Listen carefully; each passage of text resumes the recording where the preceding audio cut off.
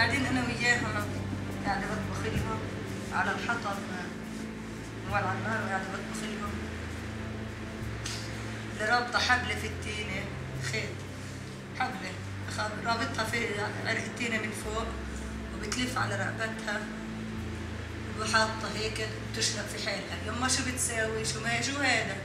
قال خلص يعني احنا بدنا نضل قاعدين في الشمس تحت التينة بدناش نعيش بدنا نموت حالنا. فكيتها يعني ساعتها كان الوضع مأساوي بشكل يعني تصور قديش ام قاعده من اولادها بنتحروا قدامها. يعني حالتها النفسيه لا تحت الصفر. في الليل حتى الليل والله ما بنناموا بالليل. طول الليل والله ما بنناموا. يما شوفي مين يما شوفي الجيش. يعني قبل 3 ايام اجانا الجيش هذا تصوت من شقه وهذا يصرخ من شقه وهذا حاملته والجيش بقول هاتي هويتك هاتي الهويه ومن دون ضوء. بقول لهم ما تخافوش بسكت فيهم بمسكهم بعبطهم انا بكون خايفه اكثر منهم. ايش بدنا نسوي؟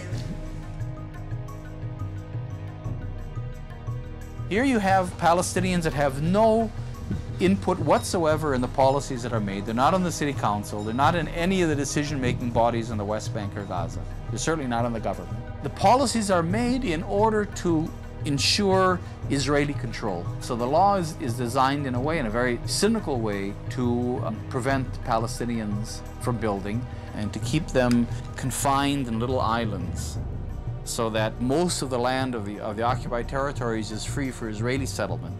These are armed settlements, about 190 of them spread all over the West Bank. Settlements are strategically built colonies of Israel that are connected by a network of roads which separate each Palestinian community from the next and confine their ability to expand. They are often constructed around the best farmland and water resources. They are surrounded by barbed wire. They are armed inside.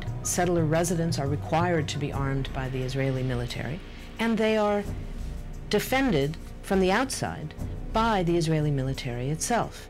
The purpose of these settlements today, number one, is to continue the Israeli control and domination of the occupied territories. And the bottom line in all of this is to make Palestinians leave the country. It's a very hard term, I know, but in a sense it's a kind of ethnic cleansing.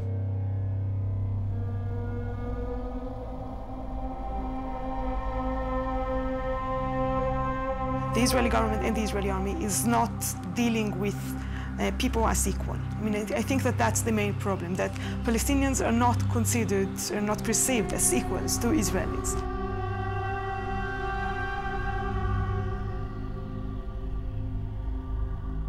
There is no specific discrimination against Palestinian Christians as opposed to Palestinian Muslims. It's a shared suffering.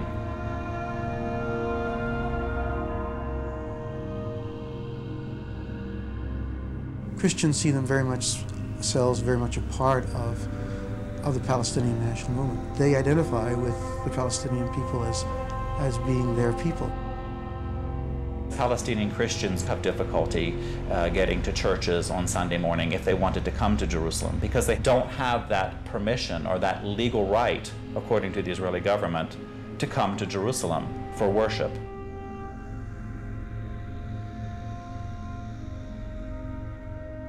This I picked up in a home of a wonderful Christian family in Beit Jala. And this is the kind of armor-piercing weaponry that's being used against civilians, innocent civilians.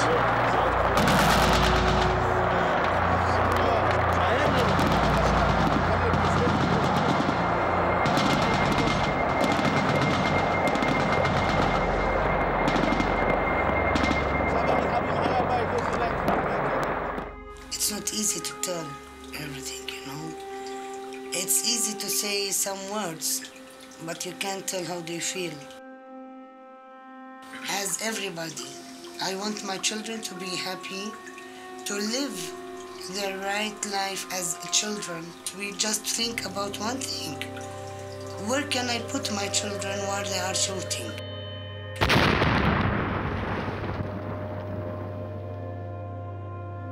They didn't want to go to school because they are scared to come back and there is no house.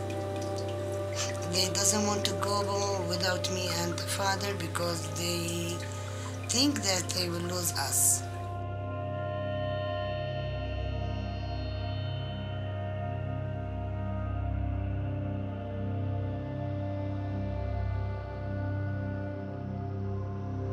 What about these children? Why they are going to the streets?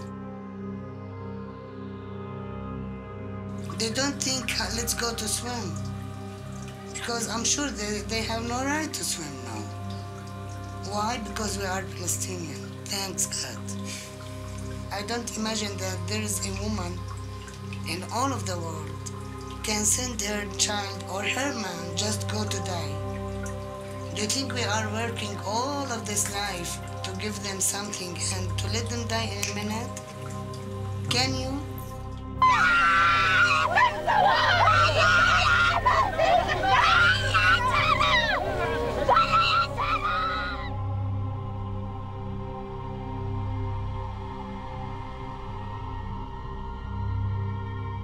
The suffering, the persecution of Christians, they've been robbed of their heritage. They've been robbed of their ancestral lands. They've been robbed of their culture. Some of the first converts to the teachings of Jesus were Palestinians. So that's how long Christians have been in that land. Their quarter, the Christian quarter, has been really, really decimated and taken over and sliced up. That has really bled the Christian community to where they're less than 2% of the population now. The presence of a Christian community within the Holy Land, can you imagine, where Jesus first stepped foot, will no longer be there.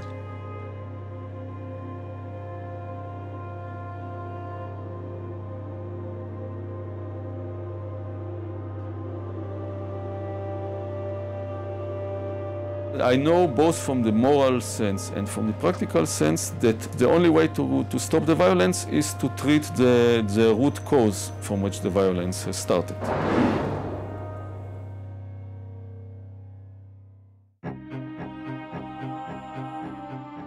The number one myth that Westerners have about this conflict is that Arabs and Jews have been fighting for thousands of years and they're going to continue to fight.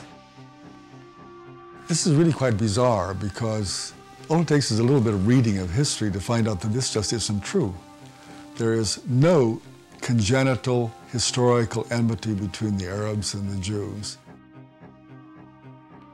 The Jews flourished in the Arab world at a time when they were being persecuted throughout all of Europe.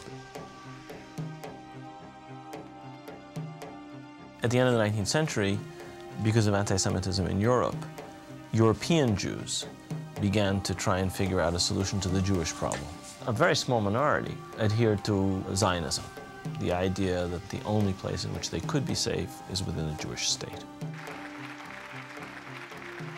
Zionist Jews actually had a design on the land of Palestine, the idea of creating a homeland for Jews in the land of Palestine. And this is really the beginning of the conflict. The mainstream Israeli Jewish society believed, because that's the way they had been educated, that Palestine was empty, had been empty when the Jewish settlers came there. Who paid the price when they settled there? Is it really true that Israel was a land without a people for a people without a land? Palestine was not empty. It was a land populated by Arabs who had a high level of culture, high level of education. With farms and markets and towns and villages and roads and commerce and lots of interaction with the rest of the world. The population was overwhelmingly Arab.